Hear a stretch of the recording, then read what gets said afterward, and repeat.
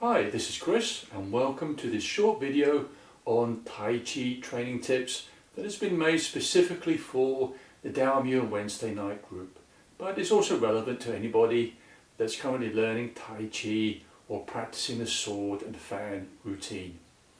This is a video, it's in two parts. The first part is for the group that are currently learning the 24-step Tai Chi form, and we're going to focus on one particular posture, the grasping the sparrow's tail posture. And the second part is for the sword and fan group, and I'm going to show you a new Qi-Gong exercise that helps and strengthens flexibility and also the posture itself. As always, take it nice and slow, take it nice and easy if you want to follow along. Only do what you feel you're capable of doing, and if at any time you feel sore or tired, then just take a rest. So why grasping the sparrow's tail? Well, I personally think it's probably the one posture in the form that there's an awful lot going on, an awful lot to remember. So it's not a bad idea to actually take out this particular posture and just practice it by yourself. But also as well, it contains 4 key application methods: warding off, rolling back, squeezing and pushing. So in this video I'm going to get a chance to do what I don't normally get a chance to do during the class. I'm going to show you the application methods, but also as well say a wee bit about the symbolism of grasping the sparrow's tail. The symbolism is a way of understanding actually the application method. And for the second part, the Qi-Gong exercise, for the sword and fan people, well, this is an advanced Qi-Gong exercise that will introduce you to a stance you might not have come across before, which is the twist step, also sometimes known as the sitting step. So we'll give it a go. Let's get started. Okay then friends, so let's get started. Before we do get started, I would just say a quick recommendation regarding doing a warm-up before you do any kind of Tai Chi exercise or Qi-Gong exercise. It's always a good idea to do that. We've not got time, I'm afraid, in this video to do a warm-up session, but if you want to have a look at one of my warm-up videos, then just go to my channel on YouTube, Hermitage Tai Chi, and there is a short video on how to do a warm-up session. Okay, so grasping the sparrow's tail, and just a quick word about the symbolism of grasping the sparrow's tail. Why a sparrow? But in fact, actually relates to a Tai Chi legend about a Tai Chi master who was able to hold a sparrow in the hand without actually clenching the hand. So what the Tai Chi master would do, and it was a Tai Chi master, a male or female, would hold out the hand, put a wee bit of bird seed. The sparrow would land on the hand, eat the bird seed, but wouldn't leave and would remain in the master's hand. And the students were very impressed with this and thought, oh yes, Tai Chi magic, wonderful. But in fact what the Tai Chi master was doing was actually showing 2 things. First of all, the Tai Chi master understood that if you ever watch a bird and it wants to take off, it needs to push off from the ground in order to obtain momentum to gain flight, to spread its wings. So it needs the ground to push off from in order to gain momentum. But what the master was also doing was demonstrating his or her sensitivity, because the master would wait for the sparrow to flex its legs to try and push off from the hand, and as soon as the master felt that, they would flex the palm so the sparrow couldn't push down on anything. So thereby demonstrating great sensitivity in a sense of sticking to the sparrow, but also as well understanding that the ground, the root, is important for power. So the sparrow symbolism is not abstract to the actual application method of grasping the sparrow's tail, and I'll demonstrate that for you shortly. But first of all, let's remind ourselves of the posture and its movement. So we're going to do this together, and as always what we're going to do is just prepare ourselves, do preparation first of all. Feet shoulder width apart, looking down at the feet to make sure the toes are pointing forward, knees are in line with the toes. Bending the knees, relaxing the shoulders, tucking the pelvis forward, relaxing the breathing. If you need to give yourself a wee shiggle just to loosen off, then that's perfectly fine. Having an open hand as well, as if you were holding a soft ball in each hand. In the 24-step form, the hand being open is an important part of the form. Breathing and relaxing. Just letting the breath come in and go out as you let the tension go in the body, and feel your weight on the feet. Feel the soles of the feet flat on the floor. Be aware of your centre of gravity and where it is in relation to your feet. If you feel as though the weight of the body is on the heels, then you're leaning slightly backwards, and just adjust that, keeping the head up, but relax into your posture. So we're going to do grasping the sparrow's tail to the left, posture 7, and then grasping the sparrow's tail to the right, posture 8, which is a mirror opposite of posture 7. So the first thing we're going to do is just shift our weight to the right foot. We're going to hold the ball, right hand up, left hand below, and step to the left linear bow stance, shifting the weight to the left forearm comes up, right hand comes down, looking to our left. So this is warding off the first part. Now extend the left arm, palm up, right hand adjacent to the left elbow, and now we roll back. Bringing the left elbow in, we turn the forearms, bringing the weight back to the right foot, arms swing down, come up, left forearm in front of the chest, right fingers settle on the left forearm, we bring the weight back to the left now, left forearm goes out, and we're looking back to the left. So this is squeezing. Now extend the left arm, right hand goes over the back of the left hand, elbows in, relax the shoulders, bringing the weight back to the right foot, pivot back on the left heel, pushing off the back foot, and the arms go out, pushing. Now we change, grasping the sparrow's tail to the right, shifting the weight to the right foot, right forearm goes out in an arc, we turn the left toes forward, shifting the weight back onto the left foot, bring the right foot in, holding the ball, left hand up, right hand below, and now we step to the right linear bow stance. Right forearm comes up, left hand comes down, warding off to the right. Now we roll back, right palm up, left hand adjacent to the right elbow. Bringing the weight back, the right elbow draws the arms in, we rotate the forearms, arms swing down, forearm comes up, left fingers rests on the forearm. Pushing now off the back foot, right forearm goes out, we're squeezing. Extending the right hand, bring the elbows in, weight comes back, pivoting on the front heel, pushing off that back foot, and we're pushing. And relax. Okay, so let's do that again. Just relaxing for a second. Breathing. Letting the tension go in the lower part of the body, let the tension go in the shoulders, keeping an open shape to your hands. Grasping the sparrow's tail to the left, posture 7. We hold the ball, right hand up, left hand below. Stepping to left, again, doesn't have to be a big step. Left arm comes up, right hand comes down, looking to our left. Feeling that back foot, feeling that right foot. Extending the left arm, left palm up, right hand adjacent to the left elbow. Now we feel the front foot, left foot. Bringing the left elbow in, the weight comes back, we rotate the arms swing down, so that's rolling back. Right fingers on top of the left forearm, going back now to the left forearm goes out, we're squeezing. Extending the left hand, right hand goes over the back. Bring the elbows in, we pivot back on the front heel, and we push. Changing our grasping the sparrow's tail to the right, posture number 8, turning the left foot forward. Holding the ball again, left hand up this time, right hand below, stepping to the right, right forearm comes up, warding off, rolling back, squeezing, and pushing.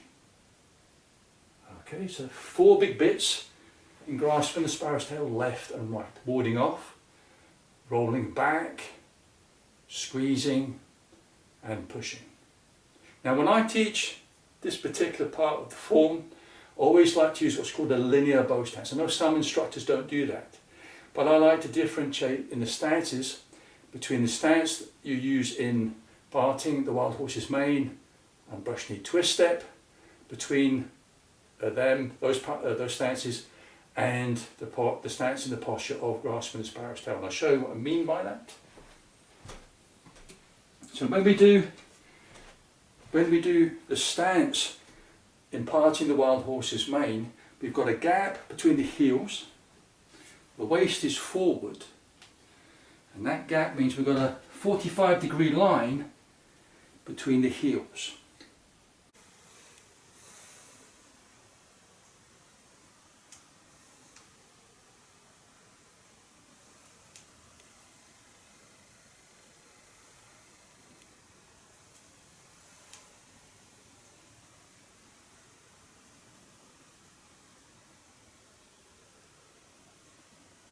You've got a gap between the feet. So that line, the stick, represents your direction of energy.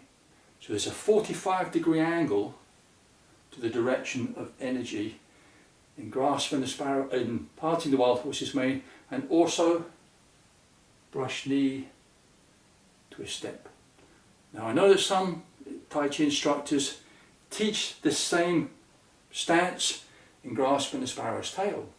But I don't like to do that, because I believe that the energy direction, the alignment in grasping the sparrow's tail is meant to be straight, not 45 degrees. It's meant to represent the direction of the compass. So what we do, the way we do this, is we don't change the stance, we just rotate the angle. So we don't change the angle of the feet. What we do is just rotate.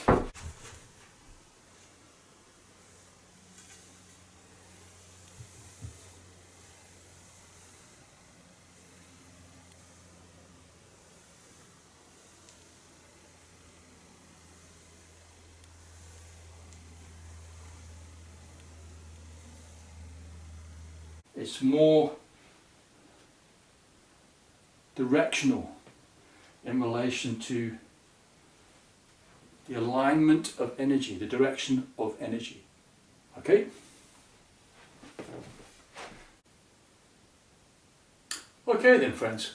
Now what we're going to do is demonstrate the applications of the four movements, the four principal movements or energy methods in grasping the sparrow's tail: warding off, rolling back, squeezing, and pushing. Now in order to do this, I'm going to introduce you now to my lockdown training partner.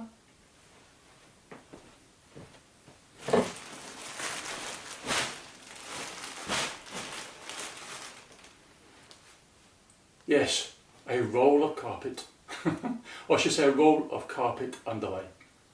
Now, it might seem a strange thing to be using, but in fact actually this is quite a useful piece of gear. It's made of foam, and you would think it would be quite light, but it actually weighs about 50 pounds.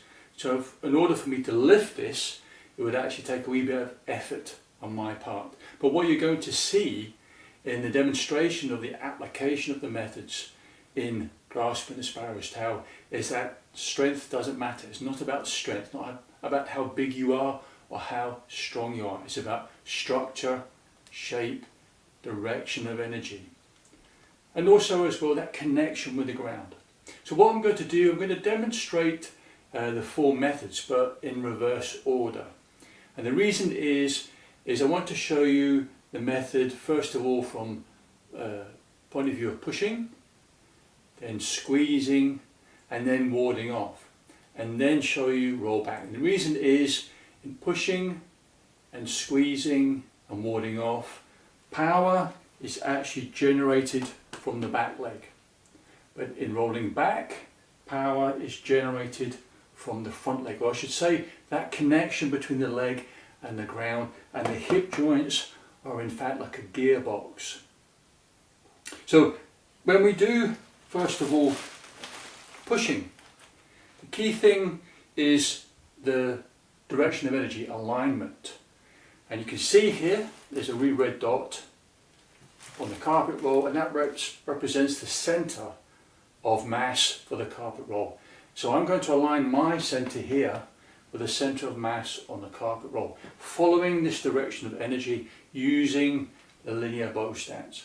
Now you'll know from doing the practice that in pushing we use a step that involves pivoting back on the front heel. Now that pivot back on the front heel in the form can either mean represent or symbolise a kick or a step. So when I'm demonstrating pushing, that rolling back on the front heel in the push represents a step. So the first thing I want to show you again is relaxing, bending the knees, tucking the pelvis forward, relaxing the shoulders. To push, I'm going to actually just use the arms or these bits of wood to represent that momentum of pushing, that connection with the roll here.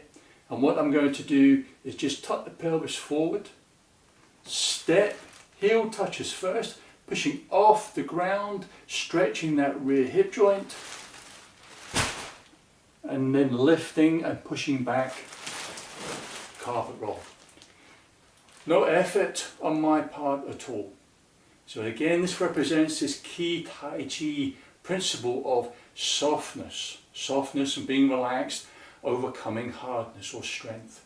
So power again coming off the back foot, that hip joint being the gearbox, stepping, direction of energy, my mass lining up, my centre lining up with the centre of the carpet roll, pushing off that back foot, and the arms going out, and the elbows in. Very important that the elbows are in. So that's the structure of pushing. That's the structure that emits power that doesn't require strength. Now, in squeezing, again my centre lining up with that red spot, the centre of the carpet roll. But I need a connection point. So the forearm in squeezing, also it can be called taking out the space, is that connection point. This is the point where I stick to the carpet roll. So when I step, when I move forward, that sticking point doesn't move. It's my centre that moves, not that contact point with the forearm. And as I move forward, pushing off that back foot, carpet roll goes up and back. Now, you can see that's not quite as dramatic a lift and push back as when we're pushing. But in fact, from an application point of view, you don't want to keep going backwards and forwards. What you're aiming to do is to topple or break the root of your practice partner. So now we add in ward off. So when we do ward off, again we're stepping, we've got that contact point, relaxing, going forward, taking out the space, but this time we ward off, we open out the arm, we open out the hand, which is the actual application movement of warding off. And that would be enough to topple your partner or opponent and flip them over. Now in roll back, we switch, the yin-yang separation. When pushing off the back foot's the yang foot. The front foot is the empty foot, that's the yin foot. But in roll back, we change. So that front foot now becomes the yang leg, the dynamic leg. And the back foot becomes the empty leg or the yin leg. Now when we do the practice, I always emphasize elbow in. I know that some people, when they do this particular posture of rolling back, they tend to do this, like a pulling motion, as if they were raking leaves in the garden. And in fact, that's not the correct application of this method. That's more in line with another method, which is called plucking, or zai in Chinese, and that is a different method. But in rolling back, what we're doing is not pressing down on the partner or opponent's arm. What you're doing again is the elbow coming in. So when I press down on the arm, there's a forward movement. But what I want to do is to redirect the energy of my partner away from me. So I want to bring the elbow in, and you can see pushing down on the front foot, bringing the elbow in. This turns the carpet roll away from me, it rolls away from me. You're rolling the elbow in towards the centre, and the carpet roll goes out.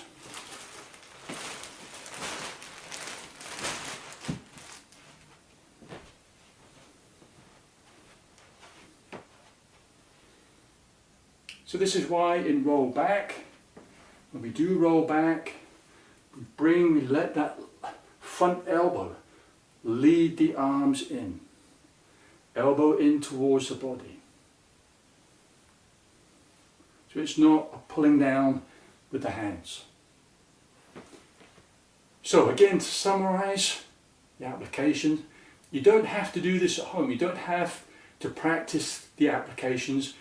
I'm really showing it to you to get an understanding of the meaning of the application, the structure and the shape of the particular posture of warding off, rolling back, squeezing and pushing. So this structure has a meaning, and it's very important. So again, a lot of people think Tai Chi just a load of arm waving, but it isn't. So again, power comes from the root, your connection with the ground. Hips are the gearbox, all comes from the hips, but the upper body is soft, but not soft as in floppy like soggy noodles. It is without tension, but it has a shape, it doesn't collapse. Okay, so now what we're going to do is have a look at the second part of the video, and we're going to do a Qi-Gong exercise called the Immortal Points the Way, and it's developed specifically for sword practice and also can be adapted for fan routine as well. Okay, for now in the second part of the video, I'm going to show you a new Qi-Gong exercise that's called the Immortal Points the Way. This is specifically for the sword and fan group. And in this particular Qi-Gong exercise, it's really developed from traditional Chinese sword postures, from traditional Chinese sword routines, but it can be adapted for the fan as well.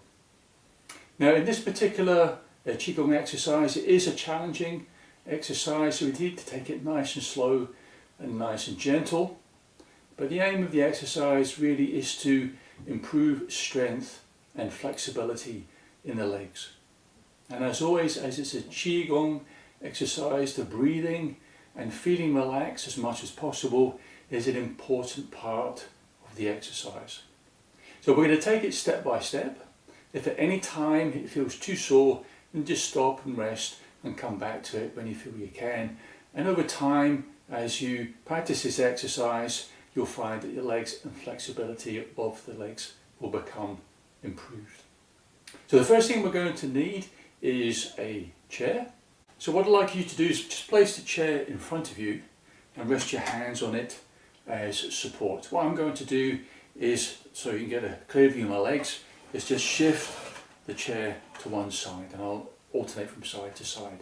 So as this is a Qi-Gong exercise, we want the feet shoulder width apart, toes pointing forward, and we'll use the clock face analogy as a helpful guide in this exercise. You want again, taking the time just to relax the body, bending the knees, tucking the pelvis forward, relaxing the shoulders and relaxing the breathing. Now when you're first learning this, you might find the breathing goes out the window, but don't worry about it. Once you build up a wee bit of strength and flexibility, you can bring in the breathing. So the first thing we're going to do is just support ourselves with our left hand on the back of the chair. We're going to shift our weight to the right foot. We're going to lift the left foot, bring the left leg behind us, so the left sole of the foot is pointing towards 3 o'clock, and we're going to bring the left knee just to the right hand side of the right knee. All of the weight is on the right leg, and what we're going to do is just bend the right knee just as far as is comfortable and come back up again. Okay, so a wee bit like a curtsy, for want of a better phrase. Okay, and then we're going to change over. All of the weight now on the left leg. We're going to lift the left foot, Bring the left leg behind us, left sole of the foot now pointing towards 9 o'clock. We're going to bend the left knee and sink just as far as is comfortable and come back up again. Now again, you only need to sink and bend the knee as far as is comfortable. Don't go too deep if it feels too sore. So what we're going to do, if you feel that's enough, you might want to just stop there and just relax and try a few more repetitions when you feel as though you've got a wee bit more strength and flexibility in the legs. But for the rest of us, for those who want to keep going, we're going to do 3 repetitions. So all of the weight on the right foot, supporting the body with the chair, lifting the left foot, and we sink again, only sink as far as is comfortable, no weight on the left toes, coming up again. The toes are there just to help with balance. Okay, shifting the weight to the left leg, bring the right leg behind, and we bend the knees, only as far as is comfortable, and come back up again. Okay, and we change now, right leg, left leg behind, we sink, and we come back up. And one final one, all the weight on the left leg, right leg behind, we sink, and come back up again. Okay, now for those of you who feel that was enough, that was a bit too challenging, you might just want to stop there, relax, and then come back to the exercise using the chair when you feel as though the legs can deal with the weight and when you feel a wee bit stronger. For those of you that felt fine and want to continue, we'll go to the next step.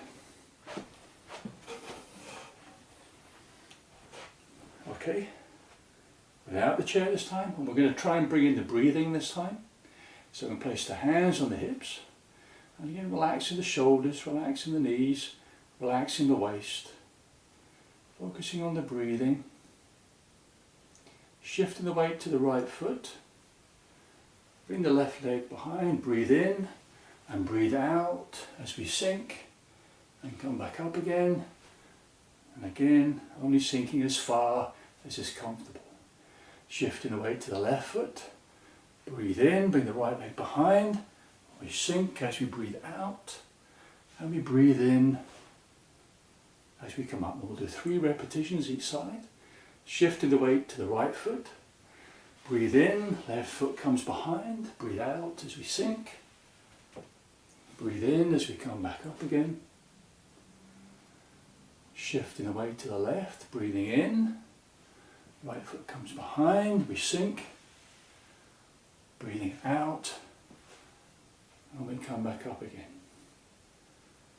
Breathing in, sinking, we breathe out, breathing in, we come up, breathing in, breathing out as we sink down, breathing in as we come up. Okay, now we're going to add in the arms, and for this, as it is principally for the sword routine, we'll make the sword fingers. However, for the fan people, just relax the fingers and just use an open hand. So we're going to swing the arms anti-clockwise to the left, bring the right hand above the head, looking to the left, left arm extended, breathing in we raise the arms, breathing out the arms swing down to the right, come down and then up in an arc, left hand now above the head and we turn to the right. Breathing in we raise the arms swing down and then up, look to the left, raising the arms, breathe in, breathe out, breathe in, breathe out, breathing in, down and up. Okay, so for the fan people, just open the hands, nice relaxed hands, swinging to the left, hand, right hand above the head, open the fingers, relax the hands, bring the arms up, arms come down in an arc, swing up, Left hand now above the head, look to the right. Open the fingers. Relax the fingers. Arms come up, down in an arc, up, look to the left, opening the fingers, breathing in, breathing out, breathing in, and breathing out. Okay, so now let's try and fit it all together. Again, relaxing, breathing. We'll do it with the sword fingers. Swinging the arms to the left, all the weight on the right foot, right hand above the head, left leg behind, and we sink as we breathe out. Breathing in, we come up, raise the arms, swing the arms down in an arc, breathe in and breathe out. He said wobbling, and come up again, breathing in and breathing out as we sink, breathing in as we come up and breathing out as we sink. Breathing in and breathing out. Breathing in and breathing out. And relax. Okay, and when we finish our Qi-Gong exercises, we always bring the hands together, palms together, the palms in towards the abdomen, and just settle the energy. Just breathe and relax. So if you want to have a go with that, take it nice and slow, take it nice and easy, take it step by step. And the last thing I'll show you is actually the application of this posture, this stance in a sword form. This particular stance is called the twist stance or twist step, and also known as the sitting stance or the sitting step. It might not appear in the sword form that you're learning, but it does appear in traditional Chinese sword forms.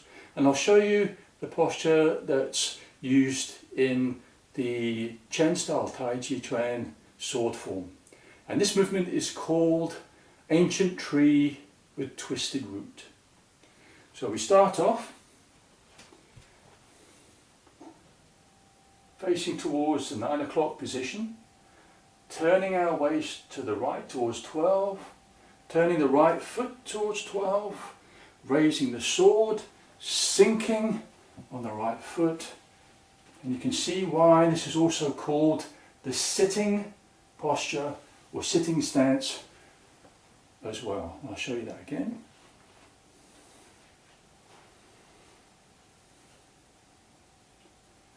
Turning the waist to the right, turning the right foot towards 12, shifting the weight onto the right foot, raising the sword and sinking all the way on the right foot and coming back up again.